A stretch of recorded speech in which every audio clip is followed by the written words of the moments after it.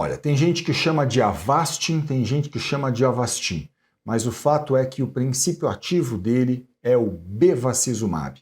E esse é um dos medicamentos mais importantes dentro da oncologia, um medicamento bastante utilizado dentro da oncologia, segundo os meus amigos que são aí oncologistas. E aí o que acontece?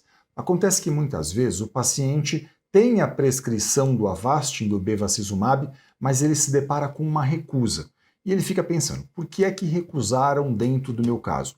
Por que o outro paciente que eu conheço que usa o bevacizumab, o Avastin, conseguiu e eu não consegui? Olha, a gente vai tentar aqui explicar um pouco melhor a regra, como a ANS faz a interpretação da regra para fornecimento de um medicamento como o bevacizumab. Eu sou Elton Fernandes, eu sou advogado especialista em plano de saúde, professor de pós-graduação em importantes instituições da área e autor de livro jurídico. Hoje eu vou tentar desmistificar um pouco para vocês sobre as regras do setor dos planos de saúde.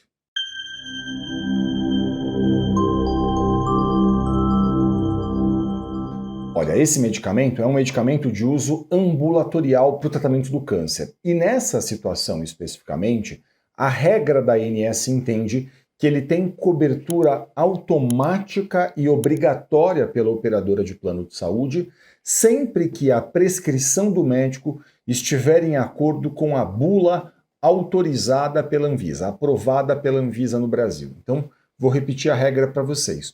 O que entende a ANS nesses casos desse medicamento especificamente é que se a prescrição médica foi feita exatamente em acordo com a bula, a cobertura pela operadora de plano de saúde deve ser obrigatória, ok?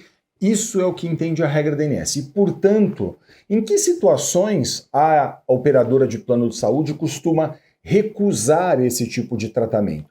Ela costuma recusar esse tipo de tratamento naquelas situações, então, em que a indicação do médico não está estritamente em acordo com a bula. E aí alguém pode me dizer assim, mas por que o médico faria uma indicação que não está em acordo com a bula? Isso é absolutamente natural. Por quê? Porque muitas das vezes esse médico, por exemplo, ele participa de congresso, ele participa de palestras, ele participa até ativamente, por exemplo, da leitura de estudos científicos, e esse profissional ele pode ver, por exemplo, que novos estudos já indicam esse tratamento ao caso específico de um beneficiário. E aí ele faz o quê? Ele, se aproveitando desse conhecimento que a ciência já concedeu a ele se apoderando desse conhecimento, então, ele às vezes viu um congresso da ASCO nos Estados Unidos, que é o maior congresso de todo o mundo, oncológico, né, o maior congresso oncológico de todo o mundo, ele pode ir lá e fazer o quê então? Ele pode ir lá e falar assim, vou fazer a prescrição a esse paciente, mesmo não estando em acordo com a bula autorizada pela Anvisa. Isso é um erro? Em hipótese alguma. Se ele está se baseando na ciência, não tem erro nenhum da parte do profissional. Um médico não se pauta propriamente pela bula aprovada pela Anvisa. Ele se pauta pela ciência, ele se guia por esses indicadores todos que a ciência baliza ele. E aí, claro, uma vez que eles tenha feito a indicação, fora dessas condições que estão na bula, a operadora de plano de saúde costuma classificar isso como um tratamento experimental. Essa é o maior tipo de recusa que a gente vê na prática. Ela diz, o caso não está em acordo com o rol da ANS, o caso não está em acordo com a DUT 64, o caso não está em acordo com as diretrizes de utilização, ela sempre vai utilizar, esse tratamento é experimental, é off-label, e basta que o médico, então, tenha indicado o tratamento em acordo com a ciência, ok? Que esse tratamento, então, estará em acordo com a lei. Por quê? Olha, não é errado que um médico faça a indicação de um tratamento em desacordo com a bula. Isso, por si só, não constitui qualquer tipo de erro por parte do profissional. Por quê? Porque vamos imaginar o seguinte, esse médico muitas vezes ele está ali acompanhando os melhores e mais importantes congressos sobre a oncologia. Ele está participando então de congressos dentro da ASCO, lá nos Estados Unidos, que é feito anualmente, ele está vendo as publicações científicas de estudos que vão saindo, e aí ele tem uma bula que está aqui aprovada, mas que está defasada, por exemplo, né, à luz do que a ciência já produziu, à luz daquilo que a ciência já está indicando. O que ele faz? Veja, o médico se pauta pela ciência, é isso que ele tem que fazer. Esse é o cotidiano do exercício da profissão dele. Então, nesse caso, é muito comum que o médico faça a indicação desse tratamento. É muito comum que ele olhe para esses estudos científicos e faça a indicação que, nesse momento, está até em desacordo com a bula aprovada pela Anvisa, mas está em acordo com a ciência, está em acordo então com tudo aquilo que a ciência está dizendo para ele.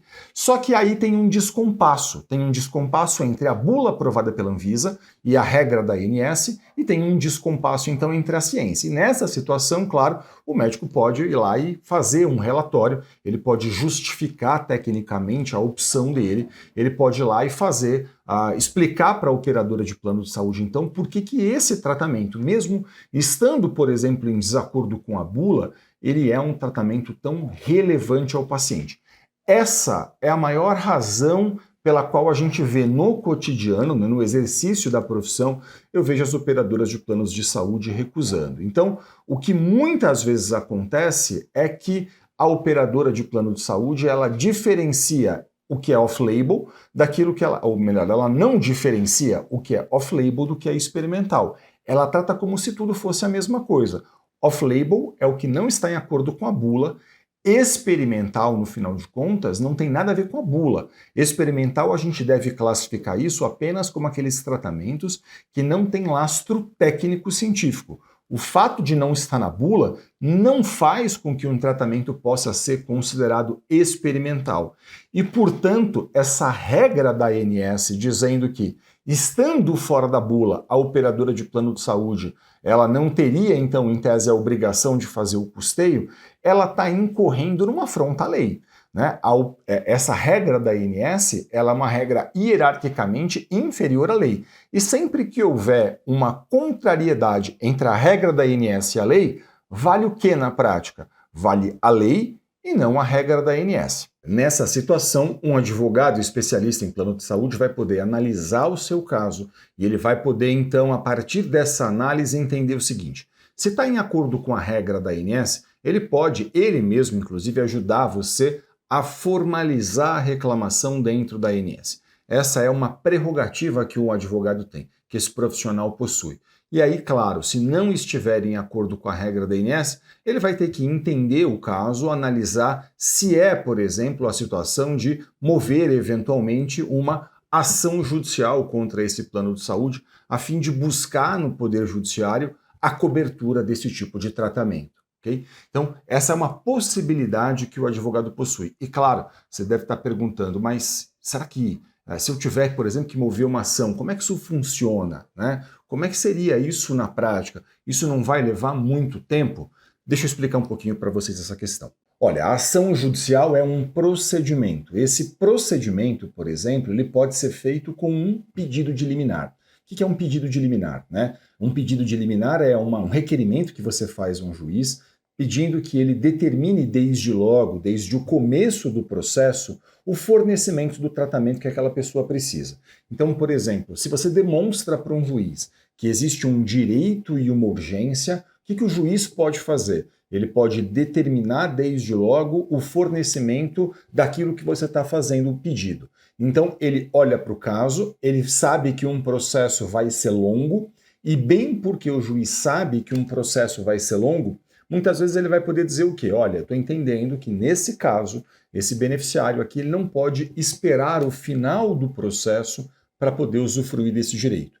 Então, entendendo que existe direito e que existe urgência, ele pode, então, determinar essa liminar. Ele pode conceder essa ordem liminar a fim de que a pessoa possa usufruir desse direito logo no começo do processo. Ele pode fazer isso a qualquer momento. A qualquer momento da ação judicial, mas é mais comum, por exemplo, que haja essa análise desde logo, desde o começo, a fim de que, demonstrando que existe direito, demonstrando que existe urgência, que o seu caso está em acordo com a lei, que o relatório médico faz a indicação clara de que há uma urgência, de que o caso está em acordo com a ciência, por exemplo, ele possa então fazer a determinação disso. E note, esse processo hoje em todo o Brasil é inteiramente eletrônico.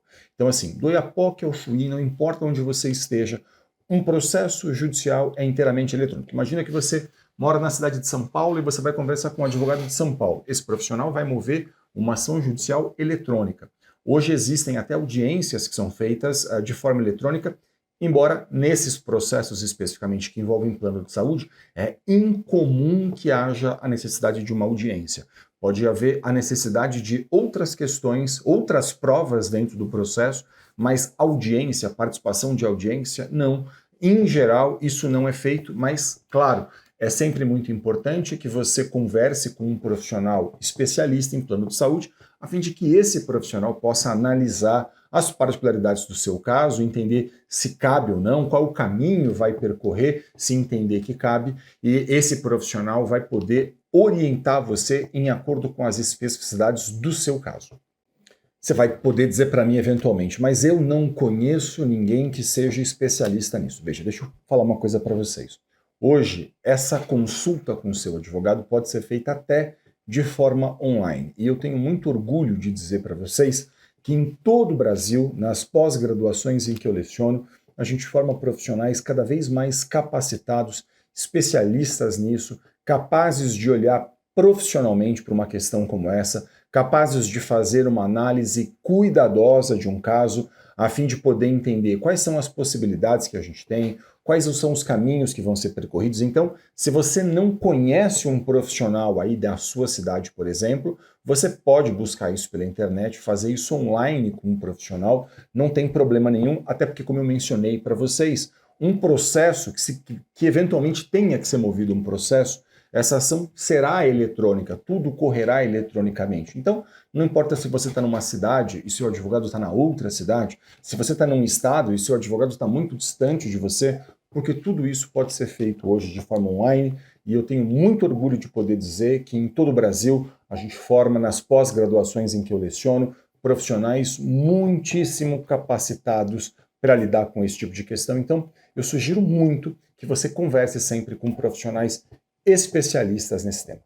Eu espero que esse vídeo tenha sido útil a você. Muito obrigado pela sua audiência. Se ficou qualquer dúvida, deixe um comentário aqui no canal. Para a gente é sempre um grande prazer poder ajudar, interagir, tirar dúvidas. E, claro, não deixe de acompanhar a gente nas redes sociais. Muito sucesso para você e saúde. Até o próximo vídeo.